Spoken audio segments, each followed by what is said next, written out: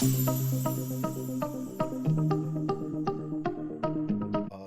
we're going to talk about what you need to know going into a retirement seminar. So, like one of the things that we've been seeing, and we have to address this on a weekly basis as a team, is Mr. Smith.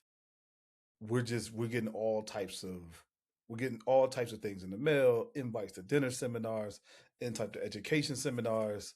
Like, what's the difference? And so, what we're going to talk about tonight is what you need to look out for if you're going to any dinner seminar, especially as a federal employee, because most of the seminars are mass blast things where they're trying to talk to any and everybody. And so, like I mentioned before on this webinar and in a lot of our material, is that as a federal employee, your retirement situation is very different from the masses. You can watch CNBC today. You could read the Wall Street Journal. You could read, Essence Magazine, whatever your publication is on personal finance. You can read it, and it gives you advice, but it's very different than what you as a federal employee needs. And so, what we're going to talk about today is what you need to look out for when you're going in those places to know that you're in the right place or not. And it's something that we drill down with that when it comes to our advisors to make sure that they understand that we have to show up for our federal employees differently, because the federal employees retirement strategy is completely different than what it is for everyone else. And so the question that we normally get is why do financial advisors always tend to try to get me to move most of my money to FIAs or to some bond account to go for protection? That's a big one. And why are they always trying to sell me on I need more income into the future? I can't tell you how many times I've talked to federal employees and they're like, well, somebody told me I need to put my money into a fixed index annuity and then get a bonus product so then I can draw income from it in the future. And I always say, like, fixed index annuities aren't bad products. There's some good ones, there's some bad ones. A lot of the fancy ones that offer bonuses and things like that are often income driven. But you as a federal employee, you don't really need that. And the reason being is your pension is something that most retirees just don't have, right? They don't work for like states, and some states still have it. But as a federal employee, you have a pension, and it's a very, very nice pension. And so when it comes to more safety regarding income, that's what you're going to get at a lot of those retirement seminars that you go to. That's not the right advice for you, right? And so the 3 points that we're going to talk about today is the 4% rule, understanding why that's not suitable for you as a federal employee. Two, you already have safety in your pension. And three, why what your federal benefits package has in it when it comes to growth that you need to take advantage of. So let's first start with the 4% rule. Now the 4% rule is something that you hear. It's a very common rule. It was created in the early 90s, and it was and I can't think of it was a Wall Street guy. And what he realized is, like, as long as you can draw 4% down on your income based on standard market returns, then if you draw 4% down on your income, that amount of money, if you get to a certain amount of money and you can draw 4%, that lets you know what you draw on an annual basis. That amount of money should be able to last your whole life as long as you keep it in the 4% range. Now, that was then. It's something that we've seen just get pushed and pushed and pushed because it's an easy concept to remember. But as a federal employee, your TSP is going to work differently. The reason why your TSP is going to work differently is because you have your FERS pension, you have your Social Security. Most federal employees that we meet with, when it comes to sitting down and going over their finances, you all, for the most part, can take care of your expenses with your pension and your Social Security. At least that's what we try to educate you on when if you come to us and you're trying to plan for retirement and you got a year or two. What we try to do is make sure that we get you into a budgeting plan, debt reduction plan, something. Just even just how you thinking about retirement. We try to get you into that place that as long as your first pension and your Social Security can cover your monthly bills, that's a really comfortable retirement. And the reason why that's a really comfortable retirement, because now your TSP is excess. Now it's there to be used, right? We get some clients who say, "Hey, Mrs. Smith, I want to take 2-3 thousand a month out of my TSP, even though my bills are covered by my pension and my Social Security." all good. You worked hard. You worked hard for that money. You should enjoy that money. But if you're going to do that, which is a great idea, you don't necessarily need to adhere to the 4% rule, because what that ends up doing, it causes you to invest your money more conservatively. You start thinking about putting money more in the G fund, and you start budgeting more of in a conservative way, which is okay. But if you're talking about long-term wealth, long-term things like long-term care, making sure you have enough money for those things, you can afford to be a bit more aggressive with your TSP in that case. So that 4% rule doesn't really work for you. And so I say that to say, when it comes to your retirement, you want to make sure you sit down and get a one-on-one plan with some type of advisor, somebody that's looking directly at your stuff, especially if you're a federal employee, someone that understands federal employees, because you can structure it a lot different and it makes a big, big difference in your retirement. Okay. And so now let's say you're a person that you started working in the government late, right? I was talking to a lady a couple of weeks ago. She's only been in the government for 10 years.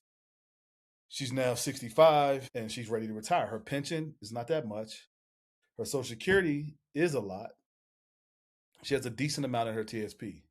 In her situation, we are going to take money from her TSP and take money from her TSP because she doesn't have that much in a pension, but she still wants to retire because most of her career was private industry. So in that case, we would kind of lean towards some sort of 4% rule because she really needs it. But for most federal employees that we talk to have 20 plus years in the federal government, you can afford to do something differently, especially when it comes to growth, right? And so, number two, safety bought twice. As a federal employee, the thing that makes you different is that you have a pension. That is so rare these days. You have a pension. The federal pension ends up being, and it's a range, but it ends up being between 25 to 32% of your retired income in most cases that you still get. So you don't get the 80% like civil service once had, but you get between 25 to 32% of what you were making from your pension.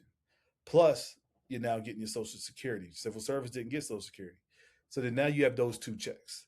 And those two checks, the good thing about those two checks, like we talked about last week, is you're going to get cost of living increases on those checks. So security cost of living increase, and then you got your COLA with your FERS pension, and they're pretty good, right? Like we mentioned, anything above 3% on your the inflation report, you get that minus 1% as far as what your cost of living. So you're always about 1% behind what inflation is, as long as it's above 3% or so. Wish we could match it like Social Security does, but you also have the growth of the money. And so this is why you can prioritize the growth of the money rather than having the money sit in the G fund and gain you 2%.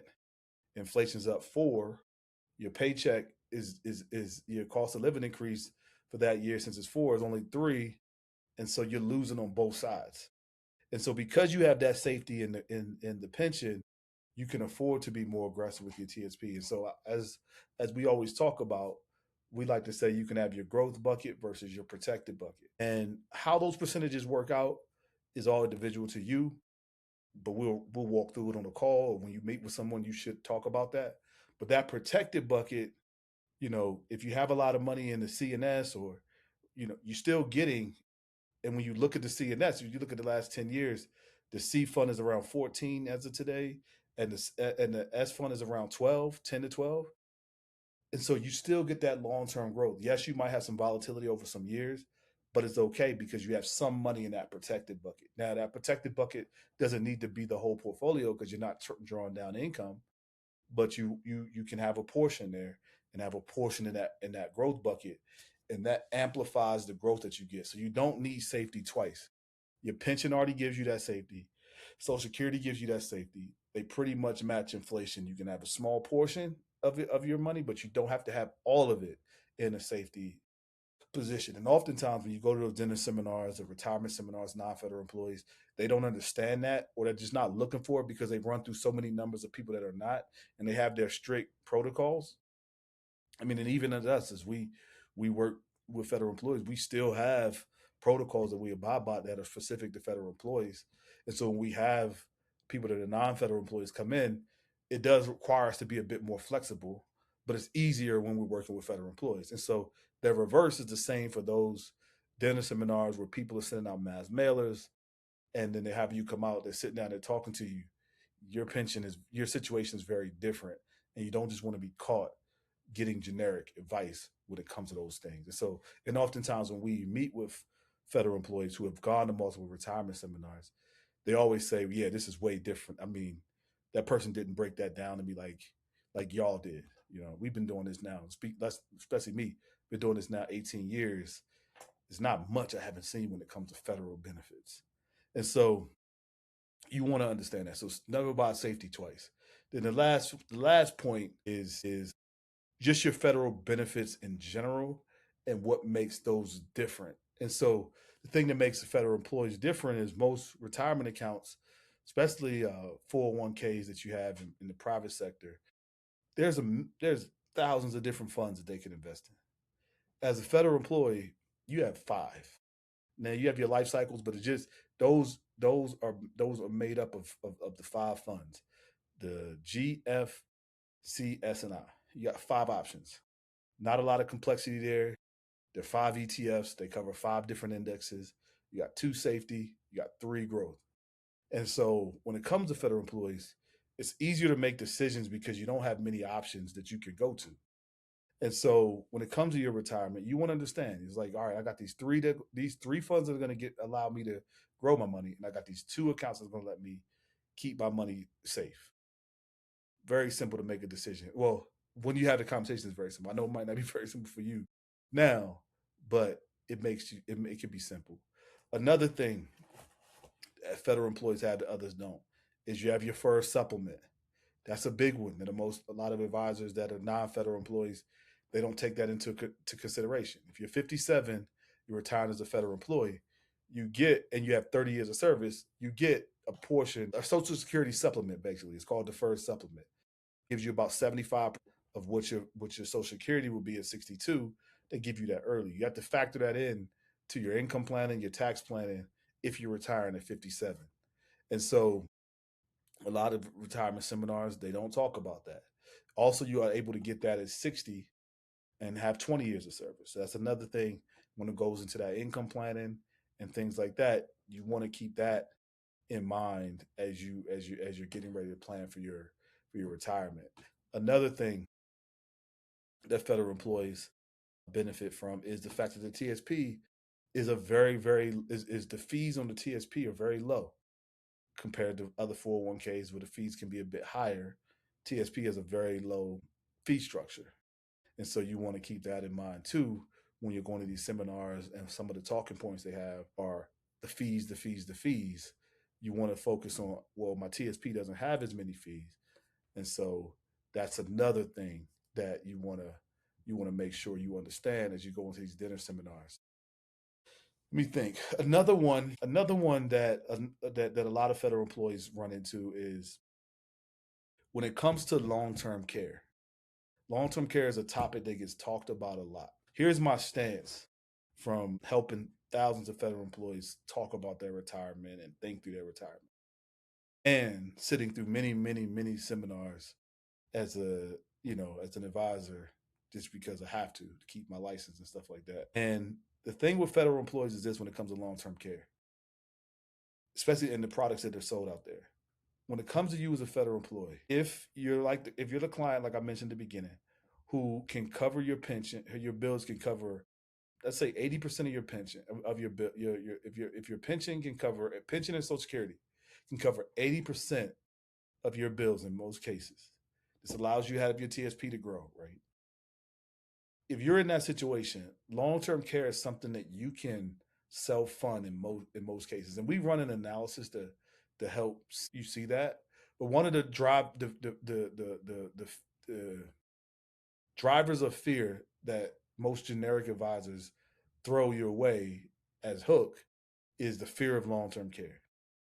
And it's a real fear because we've all seen people have to take care of their loved ones, take time from work, maybe even retire or move, and all type of stuff happens when we have aging parents.